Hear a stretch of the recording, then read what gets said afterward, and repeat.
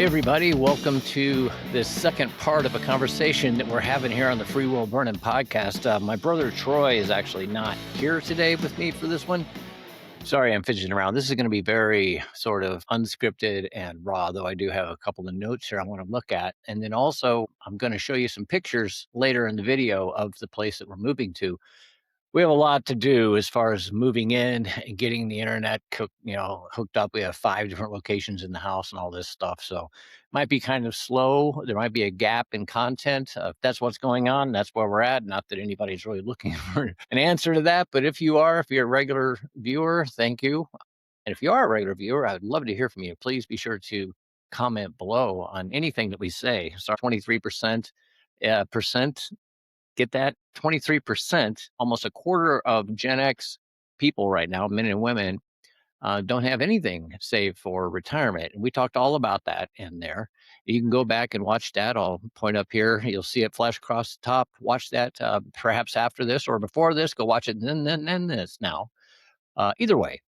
So I'm going to pick it up from there. And it's going to just be me today because this one is more personal to my experience because I want to tie in some of these questions. We're going to talk about how to manage healthcare and things like that if somebody were to move out of the country. So one of the options that people are thinking of when it comes to the conditions in the United States right now, politically or just financially, however you want to phrase that, is this whole, do I want to move someplace else? And for some, like you're seeing in California right now, a lot of people are moving out of there, moving into Florida. People from New York and some other states are also doing the same thing, moving to Texas because of the just general lower taxes and just different approach to how they approach businesses. Without getting politically sideways here, but a lot of the argument is the socialism that is slowly moving into places or are already there in California, particularly, and then lately in New York City with the election of Mandami and the things that he's saying has led to a lot of people bailing. Now, most of those people are probably not watching my channel. These are like millionaires, billionaires, and stuff like that. Perhaps you're one of them, and that's fine. But for the most of us, we're just watching that news and seeing it. But the trend is real. And some people, lower income brackets, are doing the same kind of thing, just in a cost-cutting kind of affordability type of thing. And that's fine. And so if you were to make $125,000 in California, for instance, moving to a situation like in Florida, you would raise your level of living simply by moving there. You would still make the same amount of money, but you would have less taken out. That's one layer, and you could do that. Say you move from California to Texas or Florida, the cost is going to relatively be cheaper. More affordable is the term I would rather use than cheaper, because nobody wants to live in a cheap place. They want to live in an affordable place, right? Think about it in the way that it impacts us, what we're really saying. Is my life cheap? No, I want an affordable life. So that's more positive outlook. It has a more positive spin to it. Now, the other one sounds like we're settling as something lesser. This one sounds like we're making a better choice. And so if the better choice is to move to another location, that would be fine. And I'm not going to get into all the dynamics of moving state to state. What I really want to talk about now is the whole expat part of all of this, or quasi-expat part. So this whole thing today is going to be about that, because I've lived out of the country now for 6 years as a liver transplant survivor. And so we're going to talk about some of these issues as it pertains to health. So, right now, approximately, according to the figures that I could find, there's about 9 million Americans living outside of the United States. So it's not a novel idea. And there's 700,000 of them are living in Mexico, which is crazy. I don't know where everybody else is. I guess they're in Europe. But when I lived in Mexico, So I'll tell you, in Mexico, what I did is I left Colombia because before I was married, I could only stay for the 90 days at a time and then have to leave and come back and do 90 more. You're allowed 180 in any calendar year. That's the way Colombia does it. Mexico has a 180 type of thing, but you can just repeat it as often as you want. So a lot of people just do that and stay there. And so we'll get to the details on the various types of ways of doing this in a second. But I just want to say that when I lived in Mexico, the first time was in 2022. We moved in May and stayed for, I think, the entire 6 months that time, maybe a little earlier than May. we started out flying to Mexico City, went to Oaxaca, stayed in Puerto Escondido, then on to Mazunte, and then down to Zipolite, which is one of my best experiences ever. It was during the pandemic, and we had a whole hotel. We were the only people in the hotel except for 2 people on the staff. It was it was beyond. It was just great. Plus, I mean, it's the kind of PG-13. It's also the site of the largest nudist beach, like probably in the world. But and so it's full of a bunch of very lily white Canadians. For some reason, they love Canada loves going there. But so my then not even yet fiance girlfriend at the time, who's now my wife, and I did experience that. So, nothing like getting your butt sunburned. Don't do it. So, but it was great. And so that experience, though, I only really was around at the time what were digital nomads. This was, pandemic time. And so I can't really tell you much about life there, but I do know that my mother, my godmother lives in Zihuatanejo, which is on the Pacific coast, and she has a wonderful life there. She's lived there for like 30 years. And those are great expat communities, I'm sure. Now, what happened was the following year, we spent almost all, that was 2021. Almost all of 2022 was spent in Mexico. We landed literally on New Year's Day, spent about 6 weeks traveling, staying in a couple of places around Mexico City. That's where we got engaged. Then we went to Cozumel. And so the reason for that is something I failed to mention before. During the Oaxaca time, the previous year, we had left Oaxaca and went to Playa de Carmen, as you might say, but Playa de Carmen, and so just south of Cancun. And we stayed there for, I don't know, maybe 5 months, the remaining 4.5 months, and we loved it, but it was just too high energy. It was like living in, living on Bourbon Street constantly, and just digital nomads everywhere, and just seemed to me just a big selfie community, and it was too much. And plus, being a liver transplant survivor, there's certain things I can't do, and so it was fun. At the ocean, I got in the ocean. It was great. It was the first time I'd been in the ocean since, I mean, literally the 70s when I saw Jaws. Side note on that, weird, huh? But we did take the Cozumel ferry over to Cozumel one day, just for the day. So when we went back in 2023, 2022, we decided, hey, this is where we're gonna go. So we flew directly from Mexico City to Cozumel, where we lived all the way until December, and we were ultimately married in December. By the way, we got engaged while we lived in Mexico City in a hot air balloon on my wife's birthday, the day my first book came out in January, while we were literally over the moon temple at Teotihuacan in a hot air balloon. How's that? We have photos of it. I won't show them because my wife does not want me to have her on here. I don't want her on here either because I simply don't want any comments. But anyway, so we stayed there. And while I was on Cozumel, we met many, many expat community people, and it was wonderful. I thought these people were awesome. They came from all over. They had all kinds of stories. They did it in different ways. And I'll leave that at that. So that's what goes on in Mexico. And so there's really, to get back into the story of, so my point being with all that the expat communities are very large there. They have a huge footprint. On Cozumel, you can speak English, no problem. It's like the Mexican version of Miami, minus the bullshit, minus the glitz. It's just raw. It's nice. It's hot, but it's awesome. I mean, you can literally swim in the ocean every single day. We did that. We were in the ocean almost every day, snorkeling in the coral. It was to me probably the best experience of my life of any place that I've ever lived. And so I'll just finish with that, right? With that, just to finish with Mexico in general, because I want to talk mostly about Colombia when we get back to that.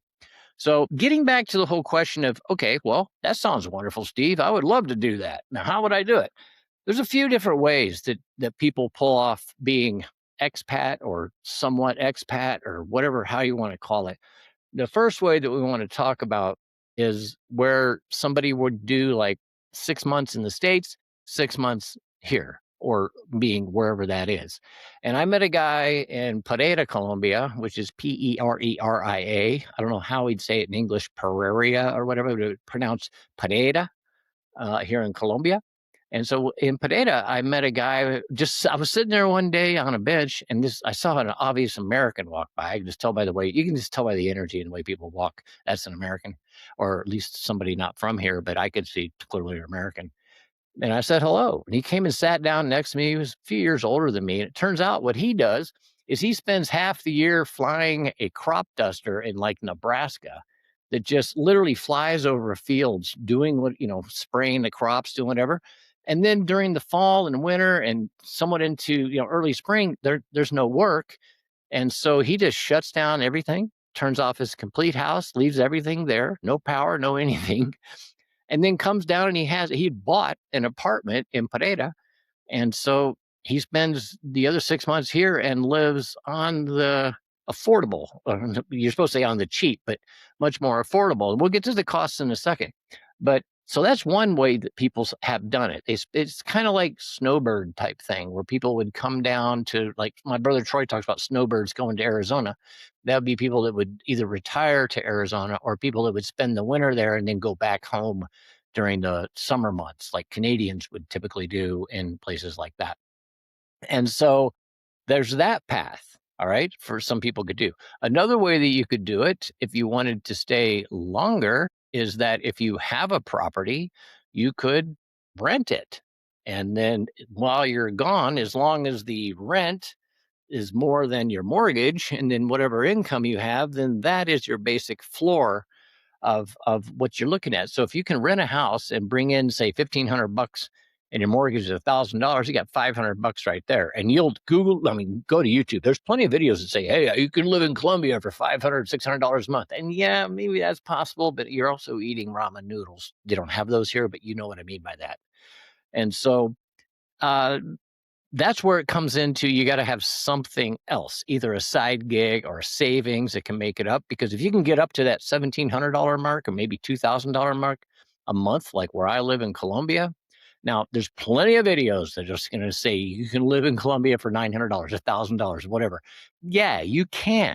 But if you want to live here and actually live here and have a nice, feel good about it and be able to do stuff like go out for dinner, things like that, about $2,000 a month, I think, 1,700 at least, would be your thing. For instance, the home that I'm moving into is about $1,000. This house in the United States, I don't even know what it would be. 2 stories, 3 bedrooms, 2 living rooms, pool, front porch with a barbecue, 5 fruit trees in the yard.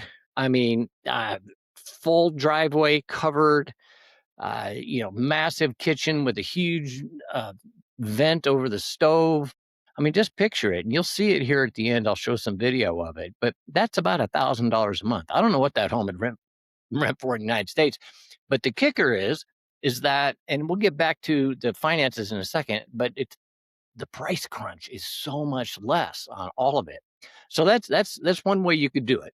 All right. So if you rented out your property, or maybe you have some farmland, or maybe you have whatever, and your house, now you're talking, if you can lease all this stuff, rent all this stuff, you can do that and move out of the States. All right. And so the other would be just, okay, well, I'm just going to, screw everything, like sort of I did, sell everything you have and hit the road. Now, as a disclaimer, I did this without doing what I'm about to tell you.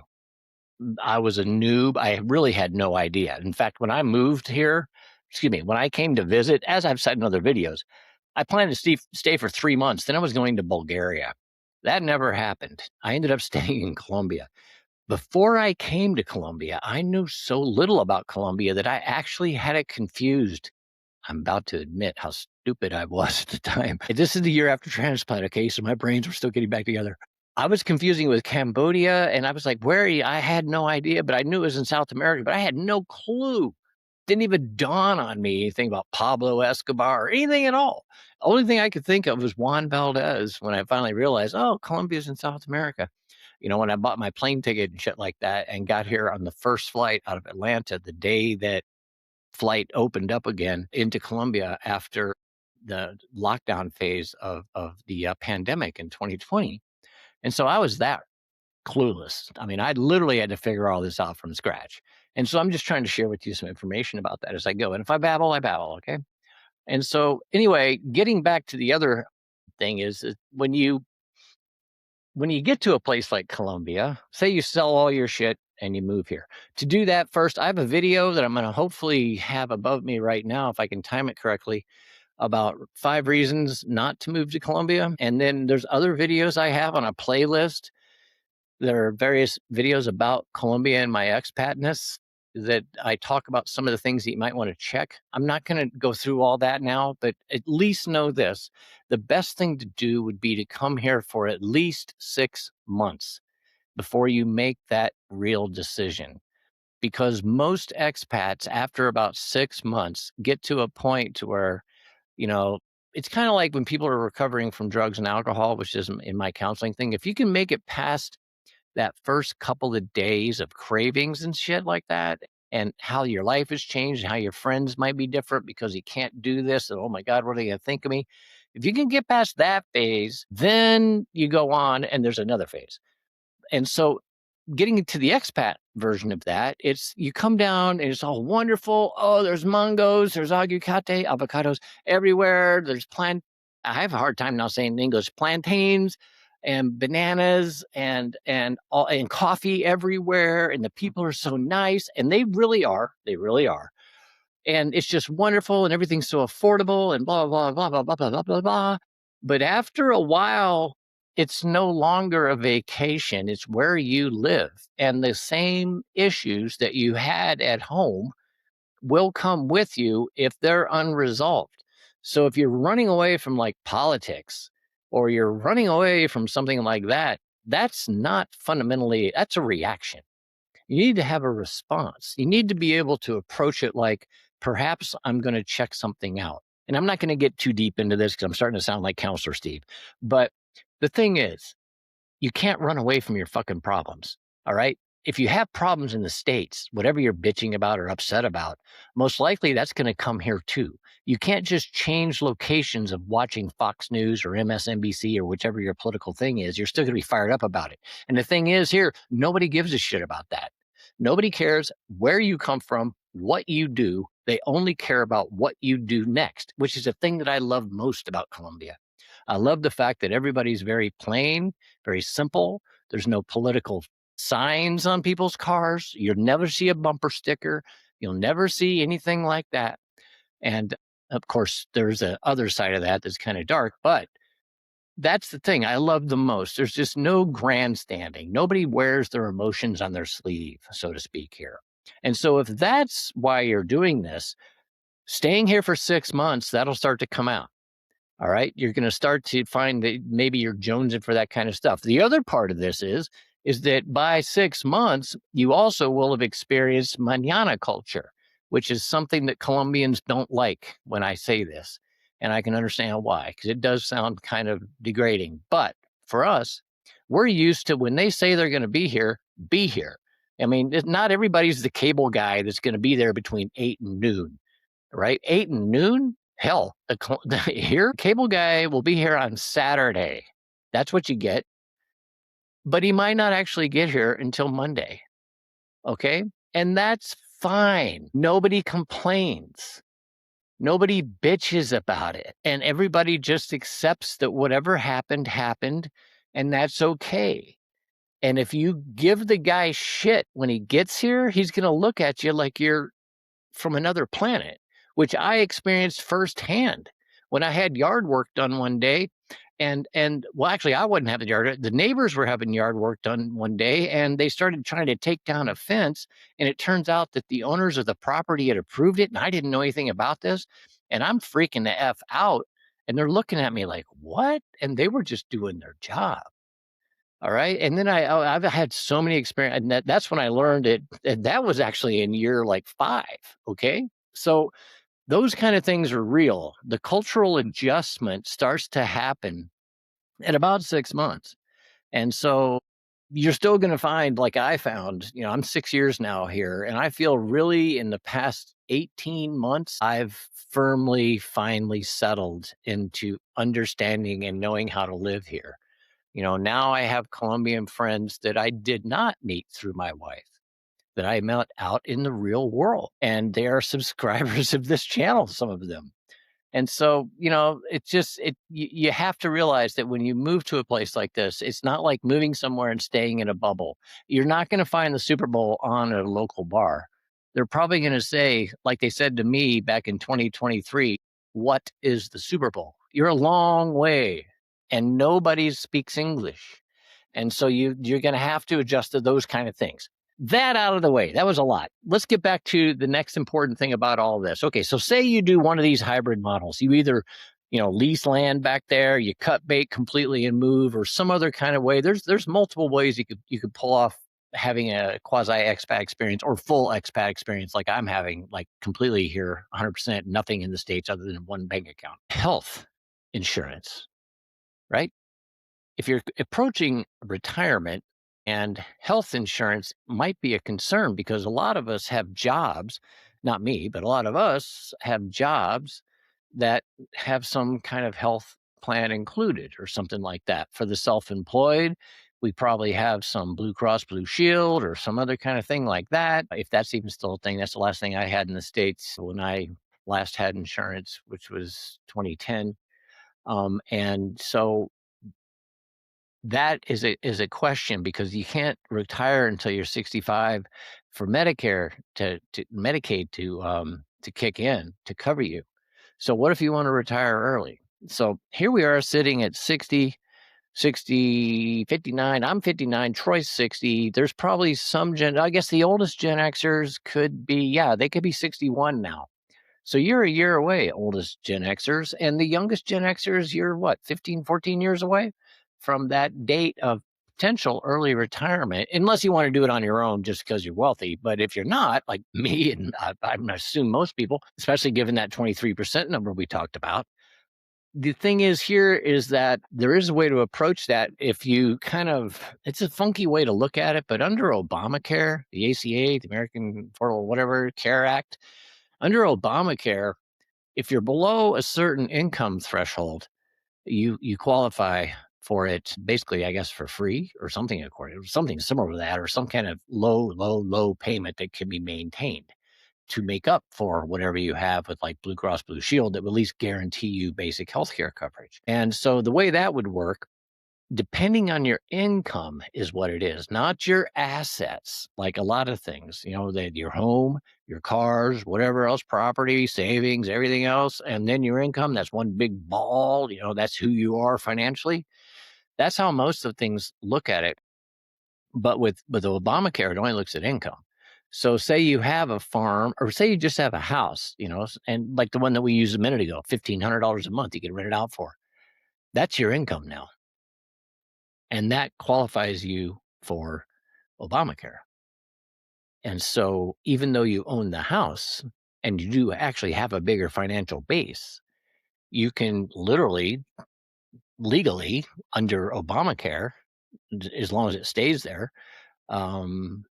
have that based on the threshold. So at 62, if you were to retire, you could get the retirement, however it goes with the government in that way. But as far as this gap between 62 and 65 of having health care, if in that situation you would only have $1,500 a month coming in, boom, now you have Obamacare. So how would that work? Well, I'm going to use myself as an example, but I'm not doing it that way. But it would be very similar because it's government entities. I'm a veteran, and as I've mentioned here before, I got my transplant for cancer, to get rid of my cancerous liver in 2019 at the Pittsburgh VA Medical Center, which I will talk about a little bit. I guess I said in part one that I was going to give an update on that, but I'll kick that can down the road a little bit and have my brother on because he also has a transplant, and I'd like to get his 2 cents on some of these updates that I have. But just rest assured on that it's all good news that I did receive from them as far as my personal health, if anybody was wondering about that. But I had a great 45-minute conversation with my transplant team leader, Kendra, at the Pittsburgh VA Medical Center yesterday. And I am probably the only veteran in the world that just only loves the VA. They literally saved my life. Without them, I would not be speaking to you right now. I would have probably died in, I don't know, 21, 22. It was, it all started in 2010. So, all that out of the way, what am I doing?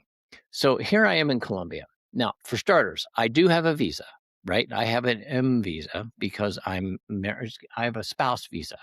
A spouse visa. That's not an M visa. M visa is the one you're shooting for, I think. Migrant visa. So, so I have a spouse visa. I'm going to have the regular M visa next month because I've been here long enough to do that. It might be a different version of it. It's going to be like a permanent residency. So now I have a permanent place to be. I can come and go as much as I want without having any kind of limitations, even connected to another. Like, if, for instance, if my wife and I were to split up, I could stay in Colombia still under that visa. Now, then there would be other requirements, but still, the path that others would take on this would be to retire down here and be able to prove they have a certain amount of income to apply for the M visa, which is the one that they have here. And I'm not going to be an expert on visa acquisition. There's plenty of other people who do that and do it the way I did it. I just literally, my wife and I did it through Google, and we actually have a friend that helped us a little bit. But YouTube is not the way to do that. So, say you end up getting that kind of visa. You could do it multiple ways. You can buy property that qualifies you for it. You can have a certain amount of income vis-a-vis some kind of permanent retirement thing that you can prove, or you can show bank receipts for a certain amount of time that shows you make this money. So there's various ways you can do it. And again, I'm not trying to be your expert on that. I'm just telling you to set the stage a little bit. So say you end up here on some form of visa. Immediately you qualify for the free healthcare that Colombia provides. And Colombia does, in fact, have a very stout medical system. They have, in fact, just north of here in Medellin, is one of the premier transplant research centers in the world, which I love. I've never been there, and thank goodness, but I mean, I'm glad that it's there in case anything emergency were to happen here in Colombia. That's probably where I would end up because under the local plan, I can do that. But I don't just have the local plan because you hear the stories about people in Canada waiting in lines forever. It's not like waiting in lines, although there are lines here. Here, the thing that gets me is that you never see the same doctor twice. And when you have multiple co-occurring conditions like I had, cancer, transplant, high blood pressure, gallbladder removed, peripheral neuropathy, blah, blah, blah, it goes on and on. Every time you have to tell the story, it just doesn't work. So what we did is we got private healthcare insurance. And so when we look at private healthcare insurance, you're looking at about a cost that's about 50 to 70% less than the United States. I asked my brother Troy the other day about this. He said that he's paying about $240 a month for health insurance. Now, remember, he had his transplant in 2023 and he has railroad retirement. I don't have any kind of retirement because I'm still working and I've been self-employed, so I don't have any of that kind of business type of backing retirement plan.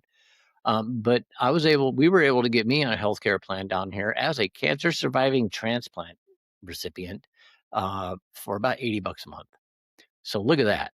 That's literally the 70% number that we're talking about. 50 to 70%. That's the high end of it, right? Isn't that about two? That's three times higher, right? And so yeah, $80 a month for private healthcare for a almost 60-year-old liver transplant, high blood pressure, peripheral neuropathy, still chronic. And I don't know if I said liver cancer or cancer, but both of those. So, man, that's a hell of a deal. And so, if you have any kind of, even if it's high blood pressure or some kind of other thing, I don't want to try to get too into that, but rest assured that doing it that way, once you're a resident here, you automatically qualify for the safety net. So no matter what happens, you can go to the doctor. And they also have very, very good doctors and very fine hospitals. But if you get a private healthcare, now you get to set your appointments on time and be there and talk to the same person each time. And, still, I'm sure you'd use the same hospitals, but having that liaison, that personal doctor is so nice. And so to answer your questions, if you have any on, how would I do the healthcare gap between 62 and 65 while also being out of the country? And I'm using Colombia as an example. I don't know about all the other countries. I don't know anything about Mexico in this regard. I've never lived there as a resident. I'm just using Colombia because Colombia is very popular right now. And I would encourage as many Americans as possible to come down. And I'm not trying to say that, like, I would put a footnote on that. If you do come down, don't come down as U.S. Joe. Don't come down with your American flag and your politics and all that. It has no place here. Go to somewhere else because that's what a lot of us like here. We came down here and assimilated into the local society, which is what we bitch about in the United States that others don't do, right? When we look at places like Minneapolis, like, oh, they don't assimilate. And you're right, they didn't. And that's a bad thing. So don't be that. If you come down here, have a little respect for the society and just sort of lay low and get into it. And if you do, you're going to find it's a fucking wonderful place to live. And especially you can still be American. I mean, I spend all day long watching my favorite podcasters talk about American news and all this stuff. And I speak English at home only, even though my wife's from Colombia, we still speak English all the time just because it's easier because I speak fluent English and so does she. My Spanish is, but I know 6 years. Come on, Steve. But anyway, that's all I got to say on that. If you do come down, I hope you come down. I hope some cool ones come down. But so that's the thing on that. You can definitely do that. You can cover that gap by having the income discrepancy or as far as discrepancy being below the level, the threshold that does qualify you. Big ass hawk just flew against my window. Come down to where you qualify for Obamacare. And you can fact check me on this. I'm just doing this on basic research. Don't base any large life decisions on what I'm saying here. I am certainly not speaking here in any professional capacity. And even though I mention from time to time my day job, I am never here in that capacity. This is nothing to do. It's just me sort of echoing some of the things I do elsewhere.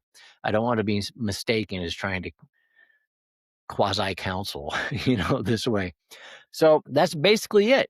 So Columbia Healthcare, basically 70 to $100 a month, depending, and then so the way that I treat this with my liver transplant and cancer, and I, like I said, I was on the phone the other day, and I'll talk to my brother Troy in another podcast about this. We'll put it out about a liver transplant update, whatever. But basically, the way I would do it is if I had an issue, I would go to my doctor, and if it was serious, I'd hop on a freaking airplane and fly to Augusta or fly straight to Pittsburgh, which is where they did my transplant. Augusta, Georgia is my home VA, but that's what I would do. And so in this situation for you, if you're not a veteran, and if you're a veteran and you have disability, the game changes. But I don't have any disabilities. But for veterans with disabilities, the game changed also a year ago when all the Doge stuff happened and our local clinic outreach things that were associated with the VA and had clearance and could talk to us, they all shut down because of that. So we no longer have that here. And that really hurt a lot of veterans in the area, in the general region who suddenly were cut off from their health care. So now they have to do like I'm doing. What I'm doing is if something serious happens, I go back to the States. So if you're not a veteran in your situation, if you're between 62 and 65, and I'm just speaking to them because if you have already some kind of health care in general, you maintain that in the States, which would be awesome. I mean, plus I would assume the rest of the financial considerations would be taken care of anyway. You just fly back to the States. And so if you're in that 62, 65, you could use that Obamacare safety net and set an appointment at your local doctor or whoever you have, wherever you came from, and they would take care of it there if you're more comfortable with that. It could certainly be done here. But for me, I like to, with my situation that lasted for so long and was so complicated, my transplant team, they know exactly what's going on with me. They were intimate with me for years and they have it all documented. And that's who I go to for that. And if you have a personal doctor like that back in the States, well, now you can pay for it. If you don't want to pay for the insurance out of pocket at 62, if you drop your income down, get below that threshold, you qualify for Obamacare. At least that's the way it's said. Now, whether or not it works that way, that I guess needs to be field tested. Maybe maybe you're watching this. Maybe you are an expat that has done this or experienced this between 62 and 65 and answered this question. If so, feel free to comment, man. I'd love to get more educated on it. I'm just doing this on raw research and things that I was able to find, determine, cobble together the way that I do. And then also stuff based on my personal experiences and when I talked about myself. But that's about all I got for this one right now. Like I said, I'm going to be moving in the next 2 weeks. I'm moving check this out. I did a Google Map thing from where I'm moving to where I'm moving, where I lived, where I'm moving to. It's 1.7 kilometers. Okay. And it also says 17 minutes. So I learned today that it takes 10 minutes to walk a kilometer. That's my big learning thing today. Learn something new every day, right? Okay, well, I guess the way this ends is, as always, reach out, comment below, please subscribe. It helps us get the message out to other Gen X men that might be thinking about stuff like this.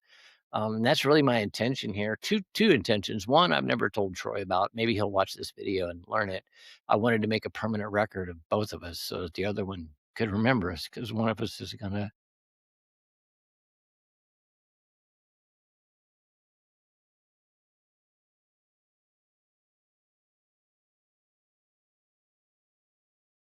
We'll see you next time, man.